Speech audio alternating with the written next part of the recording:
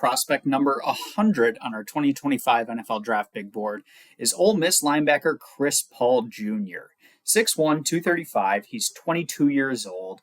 Had 73 tackles last year for Ole Miss. You can look at his coverage grade there of 78.1, PFF grade of 87.2 as well, which is pretty decent. This is a linebacker who's kind of fun to watch because he's a pretty good athlete. You see him covering sideline to sideline quite often, using his speed, his quickness, his just overall athleticism to make plays.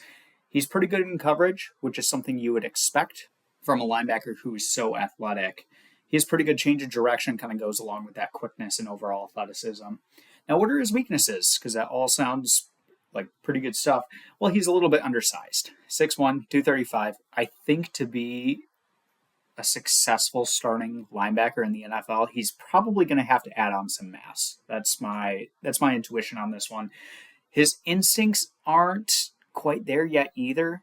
He gets out of position a decent amount, and he does have the athleticism to make up for it, but he still kind of seems to be learning the position, which might keep him off the field at the start of his career in the NFL. But let's take a look at his highlights. The man Malin on the edge here. 5-man pressure. French gets away from it. Chased by Paul. Couldn't get away.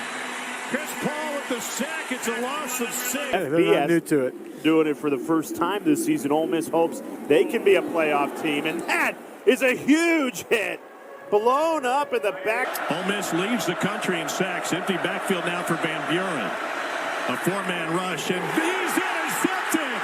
Ole Miss with an early takeaway by Chris Paul. And the Rebels have early momentum.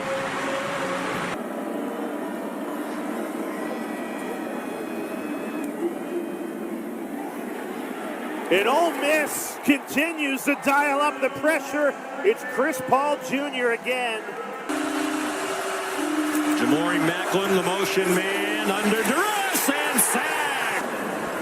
Caden Durham's become their leading rusher. Really helped them come back to win the game at South Carolina. Nussmeier has it deflected up in the air, and it is intercepted. I think he'd ideally like to score on third down. They fake the reverse action. Wilcox dropped for a loss.